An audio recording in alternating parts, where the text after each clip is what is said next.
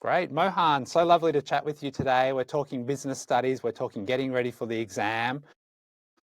Can you help us jump into that mindset in a couple of weeks or a couple of months whenever students are watching this and get into the headset of facing that exam? When is it? Time of day? What are they going to see when they walk into that room? How do you kind of quell those nerves as you face that paper sitting on your desk? You've seen it many times. You've helped students through it. So let's start there.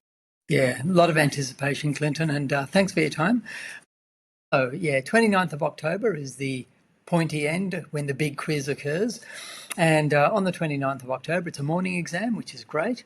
They've got to be at the exam centre probably, I'd be there at least a half hour before 9:25. That's when the reading time starts. So they get 5 minutes reading time, which is always settling. So they're standing outside, there's a lot of anticipation, a little bit of nervousness. Generally, what we say is back yourself, you've prepared well. Of course, there's unknowns, a bit of uncertainty, a bit of anxiety, but a lot of that anxiety, that adrenaline, is actually good for performance. So remind yourself that if you feel a little bit anxious, that probably means you're taking the exam seriously and it matters. And just to try and breathe a bit slower, calm yourself down, and don't worry about what's happening around you. A little bit of joking and stuff like that can help calm the nerves with your mates. And I think that's the best approach to before the exam. So when you get inside, it'll be a bit formal, a bit quiet. They'll check your water bottle is clear water, not something a bit harder than that. They'll check your pencil case is clear with your various, your calculator and things like that. You will have already done that several times before because this exam is on day 10. So all of that will be familiar to you. You'll be shown to your desk, you'll put your things down and you'll just calm yourself, probably have a sip of water. So you open your exam and what you've prepared for is exactly what you'll see. 20 multiple choice questions in section 1. You'll see section 2, which is the short answer questions. There'll probably be 5 of these. They'll vary in weighting from 5 to 10 marks with parts. There may be a little bit of stimulus that you might need to read and you'll have to respond in the context of stimulus. You get to the business report, section 3. There will be stimulus definitely. You'll read through that stimulus to make sure it's in your mind, and that's super important in the reading time. And then you get to section 4, and you'll have the options where you look at, I'll either do an extended response on one topic or another topic, whichever you're familiar with. And of course, you're thinking of your case studies. So in that reading time, while you're settling yourself down, the first thing you'll do is you'll say, wow, I know a lot here. So you'll be confident from having read the multiple choice. But the crucial thing, you make sure in that settling period and that reading period that you read those extended responses. And the reason why that's important is because of cognitive processing. So what the kids will find is that every single one of us, regardless of age, we forget things and then a short while later we go, oh, I remember someone's name.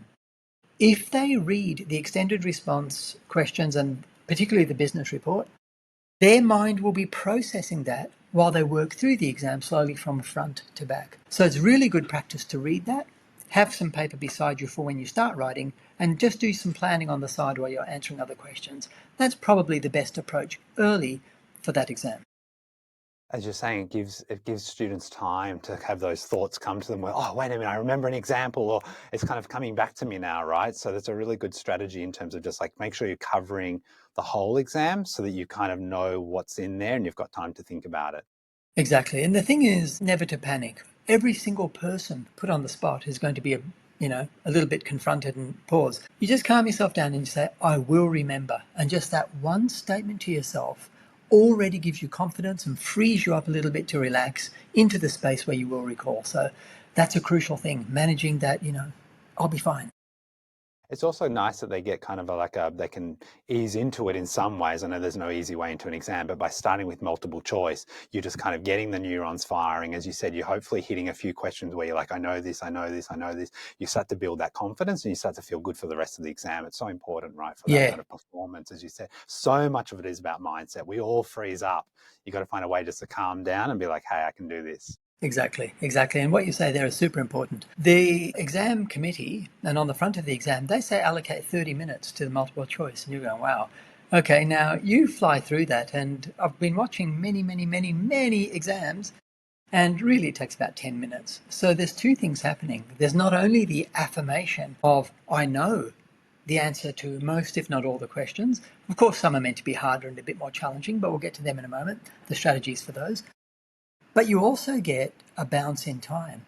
So it allocates 30 minutes. You've done it in 10 or 12 minutes. Suddenly you go, wow, I've got more time where there's a higher cognitive load. The writing part, I can plan a bit more. So yeah, there's a double benefit in doing multiple choice questions first. Before we talk about, I'm glad you mentioned in terms of the easier and more tricky questions. Before we move to that, what are your thoughts around like time management more generally within the exam? Like, do you have any tips or advice for students in terms of like elaborating on what you've just shared? So time management is a bit like this, right? You must absolutely be conscious of time. And one thing you can do is you can say, right, I'm starting at 9:30 after the reading period, and by 10 o'clock I should have done the multiple choice. But in fact, you're going to do it at about 9:40, 9:42. So you write on your thing, 9:45, starting short answers. Now, if you did that, you've got an hour and 15 minutes to do that. So you'd write on your paper, I've got till 11. Now, as you're doing that, you must have a watch or a timer with you. I would not rely on the clock that you may or may not be able to see in the room. So you manage that, take that back in-house, control what you can control. And one of the controllables is managing your time. So you say by 11 o'clock I should have done the short answers, but in reality, you will have done them by about quarter to 11. Now you've got around about 55 minutes to do the business report and about 55 minutes to do the extended response. If you do that, you're going to be very confident because that gives you planning time and it gives you a sense of agency or control over how you pace things. So you're the one driving this. Now, supposing you say, I've got a 5-mark question, I've got 9 minutes. If it's a harder 5-mark question and you're pushing towards a 9 minutes, at 9 minutes, stop and do the next question. The discipline is using that time to push you if you're overdoing it. So that's crucial. So you use time for a benefit. I've got time in the bank because I went faster in certain areas. Or you say, I'm going to, where I'm a bit uncertain and I'm pushing time, I'm going to use that to move me along. Because the extra benefit in a half mark by spending another minute is going to be lost when you could have got 3 marks somewhere else in that same minute or 2 minutes. So they've just got to be careful or conscious of that type of approach to time. Yeah, I think it's really good advice using time almost, as you said, as a way to kind of either build momentum or push you kind of, again, forward if you're lingering a little too long. I also like the point about just like really simply just writing those time down on the cover sheet or a piece of paper. Because in the moment you go, oh gosh, am I meant to be done at 10:45 or 10:55? Yeah, Because there's yeah, so much going on in your brain. So just anything you can write down and just jot down, I think it reduces that cognitive load so you can yeah, focus on the exam yeah. in front of you. So Yeah, yeah, that's really smart. You see, what you've said there, students actually never actually, it's called metacognition. What you've just articulated there is super important. So I need to know about how I think, and I need to know how my thinking is impacted by other things. And if I can write things down, they're not in my working memory and they're not something I need to attend to. So then my focus goes on processing rather than recalling. So a very early plan around time and writing section 1, section 2, section 3, section 4. It's already done. It's down there on the paper. I can then cross it off as I go and I know I'm ahead. And I can put a little star next to it on the way through and give myself a pat on the back because I'm going well. it's beautiful. It just helps students kind of stay motivated, as you said, in control. Let's Yep. turn now to the difficult and easier questions and just your kind of take on like what students can expect and how to kind of, I guess, overcome them and mark them off and earn those marks. Yeah, sure. So first of all, let's be real. An exam tests, that's why it is an examination. So we can't expect every question is going to be easy. And also, let's be real as well. There may be a question that we're a bit uncertain about or we don't know. There might be stimulus that's confusing. There might be a question asked in a way that we didn't expect. There can be a part of the course that they haven't tested before that they test. And this can be in any subject, not just in business studies. So what do? Well, we expect it for a start. There's going to be some unknown or some uncertainty. If we already know to expect that, then we know, right, when I get to this part, I need a strategy. And my strategy is, firstly, to acknowledge this is one of those moments that I expected, and now this is where I'm going to be tested. When I get tested, I back myself, and I back myself by breathing, and I say, right, I'm just going to calm myself down. Now, if I find something challenging, so does the other 20,000 candidates. We are on a level. It's not just hard for me and no one else. It's hard for all of us. So at that point, you're making a decision and you're saying, I am going to engage with this and I'm going to answer this. Because that alone means that you're a doer, you're not frozen. So you say, what's the question asking me? Now, your strategy around hard questions is to say, I'm just going to read this and I'm going to ask it, what does it mean? Step one, interpret. When you interpret, you take ownership. And when you take ownership, it means you've got agency to solve it. So, what does this mean? Then you say, what part of the course do I think it's addressing? Then you say, how best can I answer that? Using the words from the question in my answer to keep me anchored so I know that I'm doing what I'm meant to do. Now, if you do that, I will back you 9.5 times out of 9.6 to be perfect. Because most other people, if they panic, aren't going to have a process. And they're not going to really know what to do. They're going to be a bit scattered. And they're going to be, here's a question, they're going to be like that. Whereas you'll be like that. And when a marker sees your work, they'll go, right, this is one of the good ones. So their impression will be high. You've done well. So that's that's the approach to those. And allow yourself time, of course. You've built up time credits, so give yourself a little bit more time around those. Perfect. What are, now that we're on the topic of tricky questions, what are the areas that you've seen that keep tripping students up, or the pitfalls essentially that they should be thinking about to avoid? The things where you go, oh, they got that wrong, like how? Like, we see these patterns through exams over years. You would have seen it for sure. So Yeah, what are some of those areas? In the business studies syllabus, there are very clear ones. Firstly, anyone can outline, anyone can state, anyone can label. So I'm going to give you an example here, right? If you'll excuse me for a moment. You can see me holding this pencil. And if I said name this, I reckon 100 out of 100 people go, pencil. So that doesn't distinguish me from anyone. Now, if I said describe this, describe means provide characteristics and features of. So some people will go, it's purple. Yeah, all right. Another person will go, it's purple with gold writing. It's around about 20 centimeters long. It's light. It's got the capacity to draw.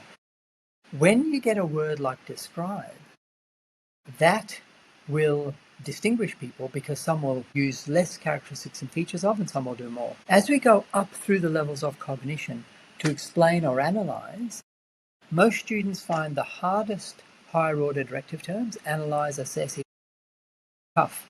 So they don't spend their time there. And therein lies a common mistake. Where the hardest thing to do arises is where you most sit, and it's where you spend most of your time. So if you're told to evaluate, which we know is hard, you say, how well was something done or not against a criteria? And in business studies, there are 5,000 criteria you can use. Profitability, scale, speed, how efficient something was, whether it grew over time, whether customers are happy, whether they're loyal, whether a brand is recognized, like you name it, there's so many. But you're making a judgment against criteria. Now, because that's hard, it's not done well. If you sit there and try to your best of your ability to do that, then you're going to do relatively better. So that's one area. Understanding the cognitive verbs or the directive terms and actually meeting them even when they're tough. So spending more time there and less time on the easy things that everyone can do that doesn't distinguish you. The second one is there's parts of the syllabus before it says students learn about. It actually says students learn too, and there are key questions there, and there's also key unpacking of outcomes. You might say, well, that's not what we learnt, because it isn't the content in the books, and it isn't the content that teachers generally have time to cover or necessarily cover in class. And this is not a critique on teachers. It's just none of us really do it. We come to that part last if we have time. But what NESA does is it says, right, we've written these things before the content and we're going to assess them. And some of the key questions in short answer questions or extended responses or the business report come directly from there. So you say, right, I'm going to now go back to the syllabus. And under the heading operations or marketing or finance, every single thing below it, I need to know. The outcomes, yeah, okay. But everything below that till the end of the content. Now, if you do that, you're not going to be caught short. Because in my class, when I teach business studies, we have prepared answers on each of these bullet points. And if you haven't looked at them and you don't have a prepared answer, you're going to say, where did that come from? I'll give you an example. You'll often find in business studies questions this idea of in relation to business success. You go, business success? I don't remember any content that talks about the success of business. Well, it isn't in the content. It's in one of these bullet points before the content. So you go, right, I need to be mindful of that. So that can be a little bit tricky. And a third area that can be tricky is case study. So the application of case study to answering questions, when it says with reference to examples, it can be in the short answer section, and of course it can be in section 4. And if you don't know case study, then you're going to be caught short or you have to make something up. Now, you're allowed to make things up. However, let me ask you this. If you're a teacher who's marking the HSC and someone gives you a case study of a business you can relate to, as opposed to something they made up to try and fit, which do you value more? I know which one I value. It's the real one because this is a study about real business. So I'm going to say to you, as you are preparing, go through every part of the course and make sure you could answer a case study question, just a small part on each bullet point. And if you do that, you're going to be fine. But you have to attend to that before the exam. Last thing, where do you get case study from? You do not rely solely on your teacher. Every single one of you buy stuff, you know brands, you're online purchasing. Draw from your experience. Your experience is the best teacher. You know more about some businesses than I would ever know. And you know more about brands than I do. So if I'm marking your work and you've made reference to a business that I don't know, I'm going to open another tab because it's online marking. I'm going to check and go, wow, I've learned something, and I'm going to reward you. So these things are hard to do for kids. They round out the course, but they make a significant difference. The last thing is on content. There are content areas in some topics that are harder than others. In finance, some people find the ratios hard in the calculations or global finance. In marketing, people find the global marketing aspect hard, where we talk about global pricing. So these sorts of things need close attention, you need clear notes, and of course practice questions help. And get those questions marked. Don't just look at it and say, I know it, or I've read the notes. Practice writing on them. That's a way to kind of untangle those difficult bits of the course or syllabus. Perfect, great advice. And I think there's a great segue there to your course on Edrolo, of course, because I'm thinking if a student's sitting there going through the syllabus saying, oh, there's a few areas where I'm not feeling super confident, or I'm wanting to go that layer deeper, that's where I imagine they can jump in and go through what you've presented and get that extra depth, look for those case studies, and then do those practice questions. Exactly. It's really interesting when people come to me and they say, Mohan, I want your help or whatever, and I'll say, well, I need to see what you've written or questions you've done. So it's not just about engaging with the content. Edrolo has these great questions that you do, and that then affirms your learning. So that's what you should be doing.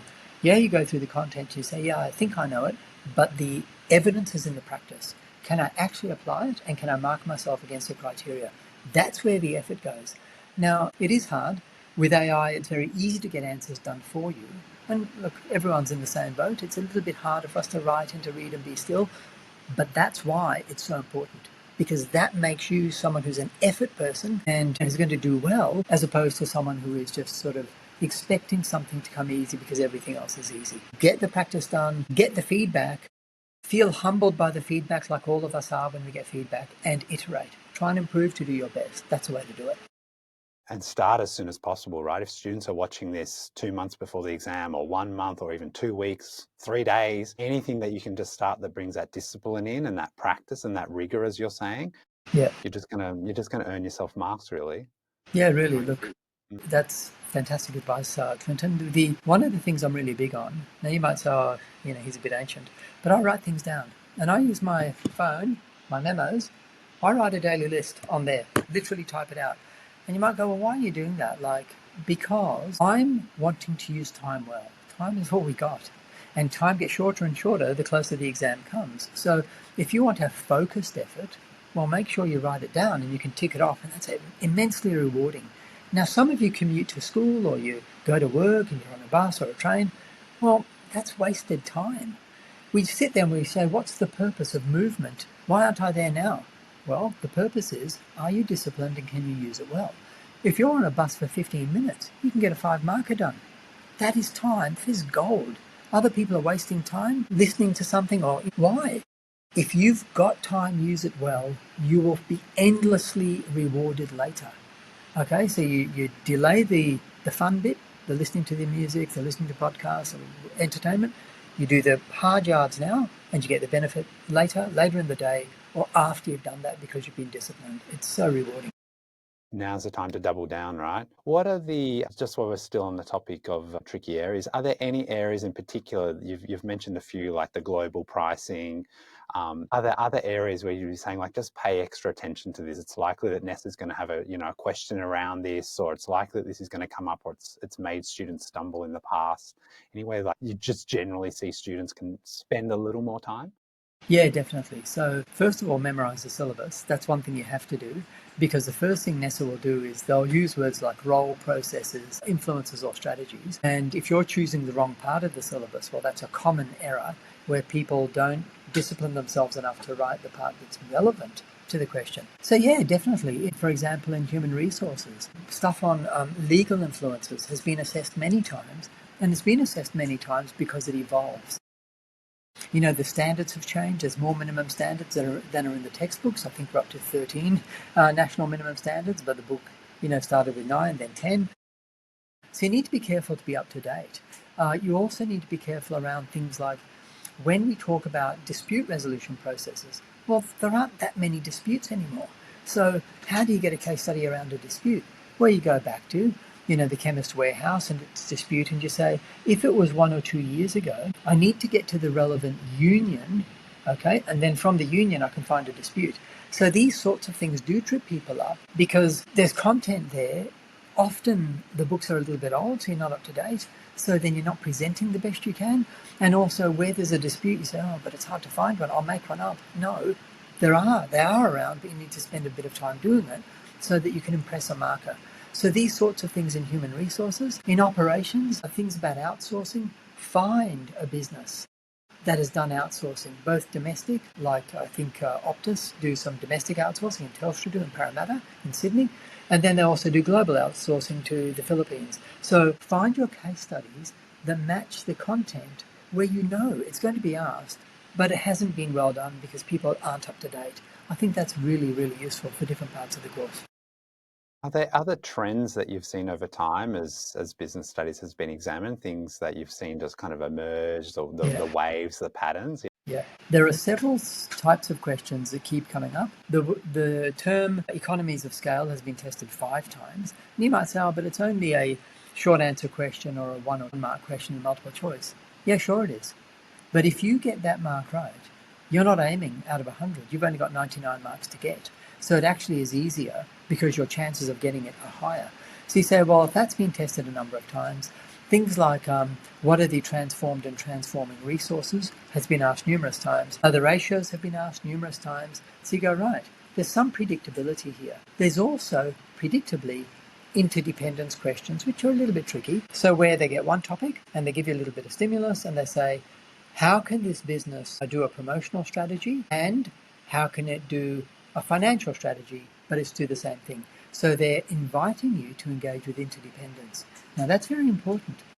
We talk about this course being a business studies course, but to think like that across topics, it's more of a management course. So really, really good, high achieving students tend to say, well, I've got a top-down view of a business and of business studies, and I'm integrating all the topics together.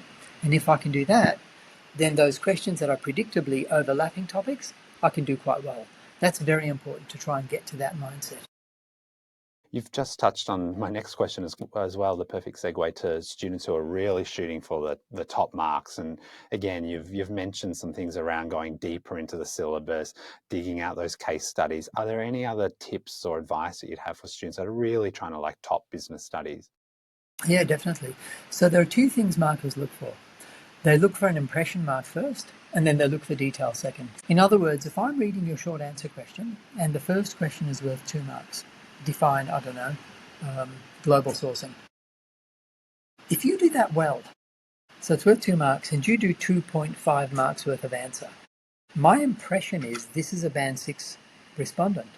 Everything I then read down on the page, I'm going to read up in my mind.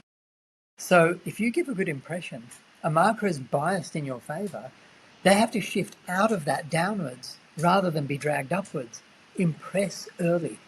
Secondly, they don't know who you are. There's only a number.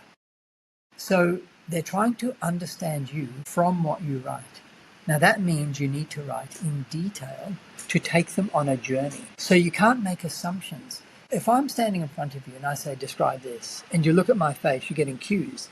And if I go, you're going to add more. But an exam paper doesn't have a face. It doesn't give you a visual prompt. It just has lines. So you've got to ask this.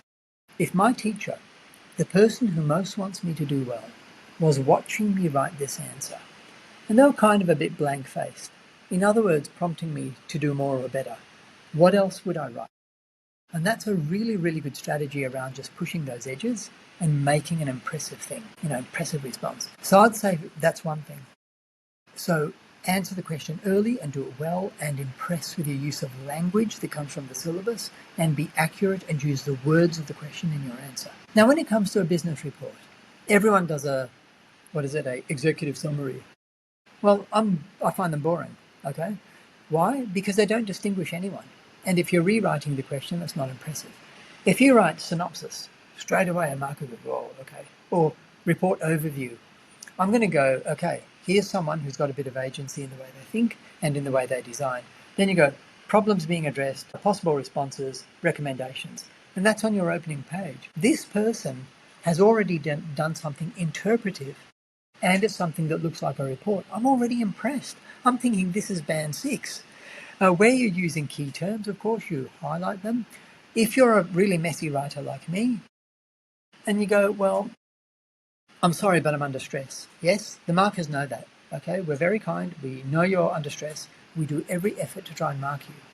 But because I'm a messy writer, there are basic structural things I can do to help someone understand me. So I'll have a few more paragraphs.